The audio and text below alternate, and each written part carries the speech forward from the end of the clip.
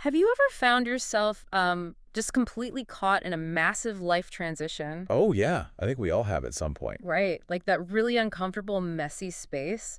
The space between who you used to be and, well, who you are becoming. Yeah, that in-between phase. Exactly. Where you can't quite articulate the shift, but you just feel it in your bones. It's a very specific kind of static. It really is. We're going to explore that exact feeling of in-betweenness. But not just on a personal level. Right. Not just personally. We want to look at this on a national scale. Like, what happens when a whole society is stuck in that messy middle? A really quiet, incredibly atmospheric short story called The Great Divide. It's by Barry Garelick, and it's set right in the thick of 1971. Such a pivotal year. It is. And alongside the story, we're bringing in a critical literary review that really breaks down exactly why this piece of fiction succeeds so well. Yeah. And it succeeds without relying on, explosive plot twists or cinematic heroics. Exactly. Just real life. So to give you a quick sketch of the narrative, we follow this guy, Daniel. He's a recent college grad from Michigan. The classic Midwest origin. Right. And he journeys out to San Francisco in 1971 to basically reinvent himself as a writer. Seeking the bohemian dream. But the thing is, he arrives in a city and really a whole country that is rapidly outgrowing all that 1960s idealism that drew him there in the first place. What's fascinating here is how the literary review frames this. Their core argument is that historical change is experienced emotionally way before it's actually understood politically. I love that point. It's so true, though. We're going to examine these micro-interactions today. The awkward silences, the drifting ambitions, because that's what really defines an entire generation's shift. Not the big sweeping speeches. Exactly. Just the quiet moments. So, to really understand Daniel's arrival in California, we have to first unpack the physical journey that brought him there. The road trip. Yeah, the classic road trip. Because in this story, the physical landscape directly mirrors his internal shift. It's a causal transition. You can't separate the geography from the emotion. You really can't. So we're talking about a 5-day road trip. It's late September, bleeding into early October of 1971. The transition of the seasons, too. Right. And Daniel is riding in the back seat of his older brother Michael's car. With his sister-in-law, Beth, in the front seat. Exactly. And the route they take is so iconic. They start out driving through these never-ending, predictable cornfields of Iowa and Nebraska. Very stable imagery, very traditional. Yeah, the heartland. Yeah. But then they transition into these desolate, wide-open plains in Wyoming. The landscape just gets harsher. It does. And then it climaxes right in the Rockies.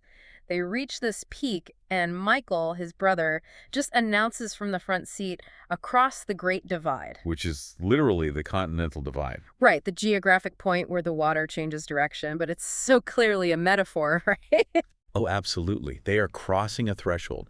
Everything behind them is the past, and everything ahead is this completely unknown future. And what's so wild is how Daniel is acting in the back seat while this massive sweeping landscape is rolling by outside. He's totally disconnected. He is. He spends the entire 5 days just obsessively writing postcards. Which is such a specific detail. It's so specific. He's writing to this summer fling he left behind, a girl named Debbie, and to his friends back in Michigan. And what he writes on these postcards is fascinating. Yeah, it's not like, having a great time, wish you were here. No, not at all. He's capturing these frozen-in-time moments. Like, he describes this hardware store in Iowa City that looks completely untouched by the decade. Or he's jotting down these overheard dinger conversations. Like, especially locals talking about the Vietnam War over coffee. Now, obviously, the Vietnam War is the heavy backdrop here. The review points out how pervasive it was.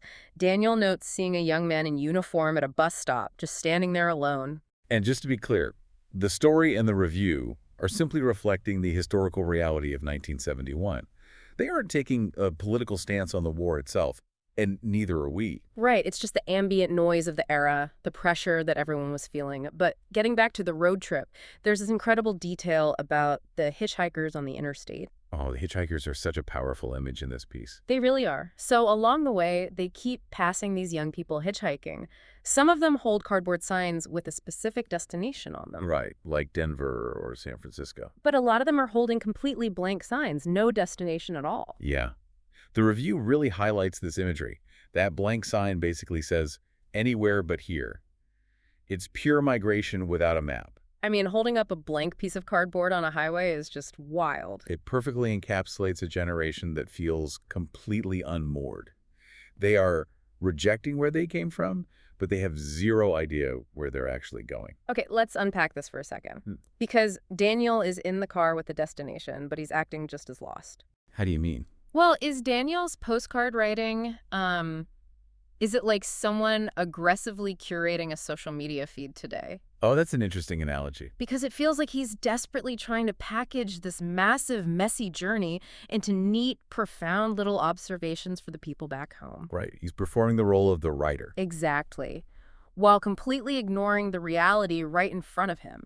Because the tension in the front seat between his brother Michael and his sister-in-law Beth is just getting worse and worse. Yeah, he's shrinking his focus to a 4x6 piece of cardboard so he doesn't have to deal with the family fracture happening 2 feet away. Yes, it's avoidance. Yeah. And that tension finally just boils over when they reach San Francisco. The arrival is not what he expected at all. Not even close. You'd think there would be this warm welcome, maybe he stays on his brother's couch.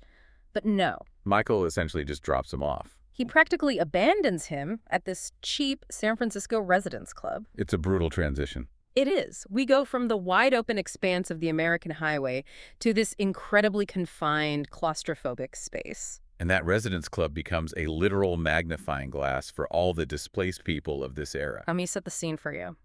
Daniel gets this small room, and the single window faces an alleyway. Ugh, no view at all. None. And the story notes how the light is so diffused by the alley that it makes every single day look gray and overcast. Even in sunny California. Exactly. It's a physical reflection of his mood. And the demographics of this club are just staggering. It's a real cross-section of society's discarded people. Yeah. You have a few young people like Daniel who are basically running away from home. But the real core of the building is in the downstairs TV lounge. That's where the older men gather. Right. It's full of these older men, divorce drifters, recovering alcoholics, and very notably, refugees from recently closed mental institutions. And the literary review points out how Garelick uses this to touch on a massive shift in public policy at the time. The deinstitutionalization movement. Exactly. There was a new law that ended involuntary commitment, shutting down a lot of psychiatric hospitals. And again, we're just looking at the historical context here impartially. The intent behind the policy was to shift patients into, community care. Right, which sounds more humane on paper, but as Daniel observes in the residence club, that community care largely does not exist in reality. It was just a void. Yeah. And the review notes how Garelick quietly critiques that gap.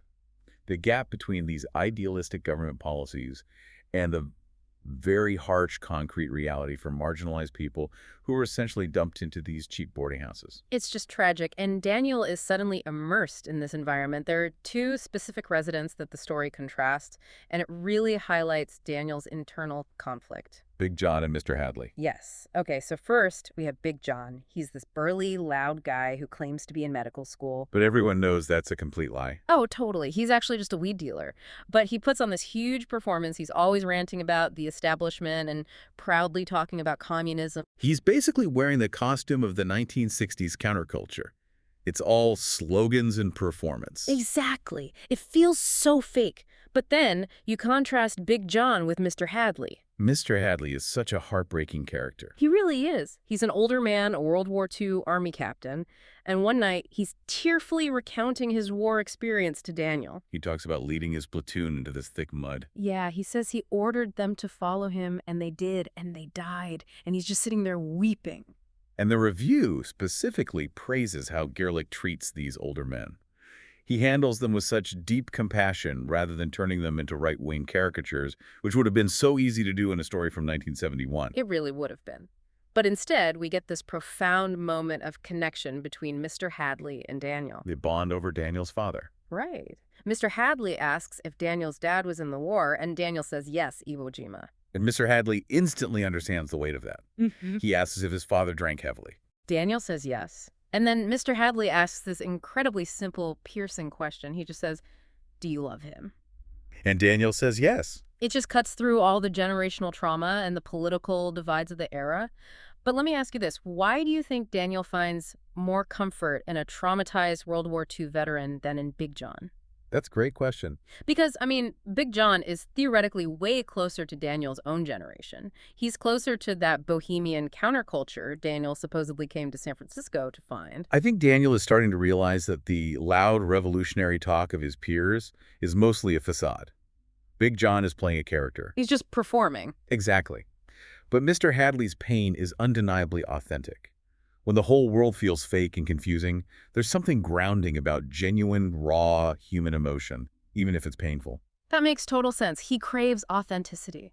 But the sad part is, he's looking for that authenticity from a stranger in a TV lounge because he can't get it from his own brother. Right, Michael was supposed to be his guide. Exactly. Daniel was seeking a solid connection. He thought he was following in Michael's footsteps to this artistic utopia, but reality just completely shatters those expectations. The reunion is brutal. It really is. So it's a Friday afternoon, and Michael finally comes to visit Daniel at the club, and he arrives wearing this massive scowl. The story notes that he looks exactly like their angry father at the dinner table back home. Which is such a tell. Michael is turning into the very thing they both ran away from, and Michael is just harsh. He completely dismisses Daniel's attempts to find a job. Daniel mentions looking for work, framing pictures, or doing some typing. Right, just side gigs to pay the rent while he writes. But Michael practically snaps at him. Yeah. He tells Daniel to stop following him around and to think for himself for once. It's a complete rejection of the mentor role. Totally. And this is where we see the absolute loss of idealism. We find out all these specifics about Michael's unraveling. Right, that tension in the car finally makes sense. Yeah. Because on that trip east, Beth's father essentially disowned her for being with Michael. And Michael isn't even teaching anymore. No, he quit. He's back to driving a cab just to make ends meet. It's just survival mode. All that idealism he had 4 years ago is completely gone. Gone. Daniel even brings up a letter Michael wrote calling San Francisco a renaissance where you could do anything, and Michael just brushes it off. If we connect this to the bigger picture, the review spends a lot of time analyzing the dialogue in these scenes. Oh yeah, the way they talk to each other. So hesitant and indirect. It's incredibly incomplete. They don't have some huge theatrical confrontation where they scream about their feeling. They're just exhausted and resentful. And when Michael finally leaves, they say, "Talk to you later." And the text points out that this phrase becomes a permanent substitute for a real goodbye. Wow. Talk to you later as a way to just never talk again. Exactly. It's easier than admitting the relationship is over. Here's where it gets really interesting for me. Think of Michael as a bridge. A bridge. Yeah, an emotional and logistical bridge. Daniel came to San Francisco expecting his older brother to be the bridge to this bohemian artistic life. Oh, I see where you're going. But the bridge is washed out. Michael is so bogged down by the sheer reality of surviving, of driving a cab and dealing with his failing marriage, that he just collapses. Leaving Daniel completely stranded on the other side of the Great Divide. Exactly, stranded without a map. So what does he do? He wanders. He goes looking for the city he thought he was moving to. Right. He's looking for his own purpose in the middle of this mess, and that wandering leads him into North Beach, to the historic Café Trieste. Which is such an iconic location for the beat generation and the counterculture. It is. He's desperately searching for that bohemian dream. He goes in, orders a hot chocolate, and he ends up sitting across from a woman named Jennifer. Now, Jennifer's a fascinating character. She's a bit older, she's a therapist, she makes jewelry. And she's sitting there reading Diane di Prima's revolutionary letters. Very on brand for the setting. Very. But the most crucial detail is that physically, she closely resembles Debbie. The girlfriend he left behind in Michigan. Right. So he traveled 2,000 miles just to sit across from a version of the past he abandoned. That is such a sharp observation by the author. So they get to talking, and this conversation prompts Daniel to explain his grand plan. He tells her he's going to frame pictures by day and write by night. And just saying that out loud triggers this massive flashback for Daniel. It's such a heavy flashback, too. He remembers being back in Michigan with his father. His father's drinking scotch, right? Yeah, grimacing as he drinks it. And his father is just giving him this reluctant, passive-aggressive blessing to move. Because his father cannot understand why Daniel is leaving. Not at all. The father is basically saying, why are you moving across the country to frame pictures when you could just stay in Detroit and frame pictures at our family gallery? The father represents the continuous, unbroken line of tradition.